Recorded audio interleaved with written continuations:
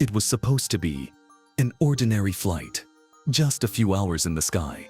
Families heading home, business people returning from meetings, children eager to see loved ones. Flight 327 departed New York on a crisp autumn afternoon in 1971, bound for Miami. Nothing seemed unusual as the plane climbed above the clouds. But within an hour, everything changed.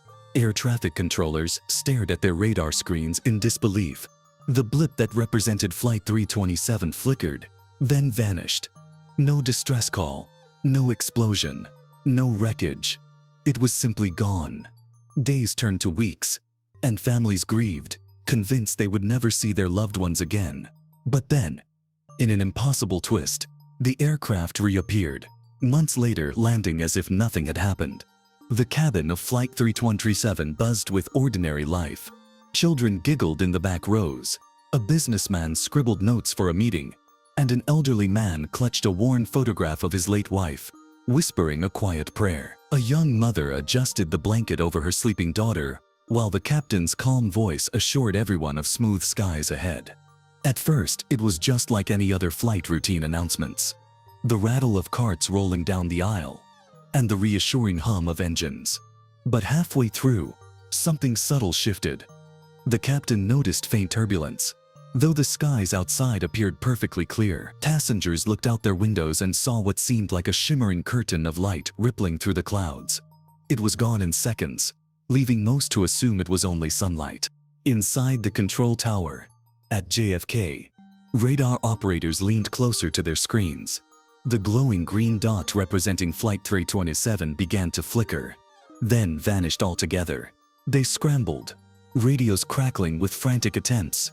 Flight 37. Do you read? Over. Silence. Controllers switched frequencies, contacting nearby planes. Pilots in the area reported nothing unusual. No storms, no crashes, no explosions. Yet Flight 37 was gone. On board, passengers remained largely unaware of the crisis unfolding on the ground. Drinks were served, conversations continued, and the turbulence subsided. The captain reassured his crew, though unease flickered in his eyes.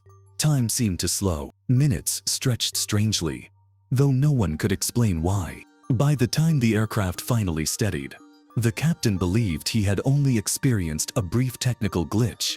But on the ground, panic was spreading. Authorities declared an emergency search. Helicopters launched, Coast Guard ships combed the sea, and journalists swarmed the airports. But there was nothing. No debris, no signal. Flight 327 had disappeared, swallowed by the sky. The disappearance dominated headlines. Passenger jet, missing without trace, blared across newspapers. Families crowded into airports, clutching photographs of loved ones. Some demanded answers, others collapsed into each other's arms in grief. Airline officials repeated the same statement. Search operations are underway, but with every hour, hope dwindled. Days turned into weeks. Search teams returned empty-handed. No wreckage, no oil slicks, no signals from emergency beacons. Families began holding candlelight vigils. A father sobbed into a reporter's microphone, begging for any sign of his missing wife and son. An old woman clutched her rosary, whispering prayers that her daughter would come home. Airlines eventually declared the flight lost. Officials held memorials. Black suits and weeping faces filled cathedrals across the country. Photographs of passengers sat on empty pews, flowers laid beneath them like gravestones for the vanished. Yet somewhere above, inside the missing jet, life continued, as if nothing had happened. Passengers laughed, ate meals, and dozed off in their seats. For them, only an hour had passed. They had no idea that on the ground, they were considered dead. One boy at home, no older than 8, refused to accept it. Every night he set a toy airplane by his window and whispered, "Come back, Dad. Please come back." His mother wept silently behind him, unwilling to shatter his hope. But hope for most had died. Newspapers moved on to fresher tragedies, investigators closed the files, and the world accepted that Flight 47 had vanished forever. Or so they thought. 3 months later, at JFK Airport, An exhausted controller rubbed his eyes as he monitored the radar screen. Suddenly, a faint blip appeared. In the exact coordinates Flight 3027 had vanished. Impossible, he muttered. Yet the dot grew brighter. Approaching, his radio crackled alive. Control, this is Flight 37. Request to land. The pilot's calm voice replied. Requesting routine landing clearance. Estimated arrival in 15 minutes. Chaos erupted. Officials rushed to the runway. Ambulances, police cars, and reporters swarmed the tarmac. Families who had long given up hope received frantic calls. Get to the airport now. When the aircraft touched down, it looked pristine. No damage, no signs of distress. Passengers peered out the windows, bewildered by flashing sirens. The door opened. A mother stepped out with her daughter still clutching a juice box. A businessman exited, annoyed that reporters blocked his way. The elderly man held his photo just as tightly, tears of confusion welling in his eyes.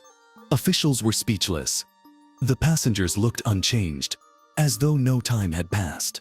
Yet the world insisted they had been missing for 3 months. Some families fainted when they saw their loved ones walk down the stairs alive. Others screamed, running to embrace them. For the passengers, it had been only hours. For everyone else, it was a miracle and a mystery. Authorities wasted no time. Passengers were taken aside for questioning. The captain insisted the flight had been smooth aside from a few minutes of turbulence. The attendants agreed. Passengers swore they had no memory of vanishing. Scientists examined the jet, from nose to tail. Nothing was out of place. The engines were intact, the fuel levels normal, but the black box revealed something chilling. 3 hours of static, no voices, no sounds of the engines, just an eerie pulsing frequency. No expert could explain. Reunions were emotional.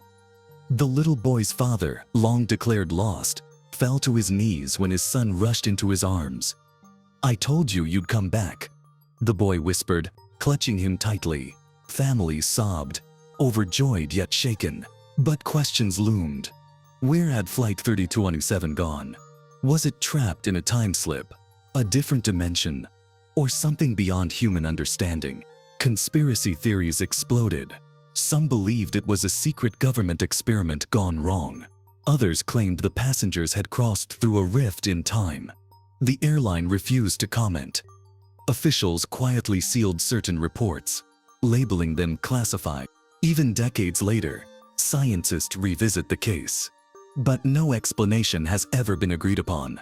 To this day, Flight 327 remains one of aviation's greatest mysteries. Passengers live quietly, haunted by whispers and speculation. Some never boarded a plane again. Others insisted life simply continued as normal.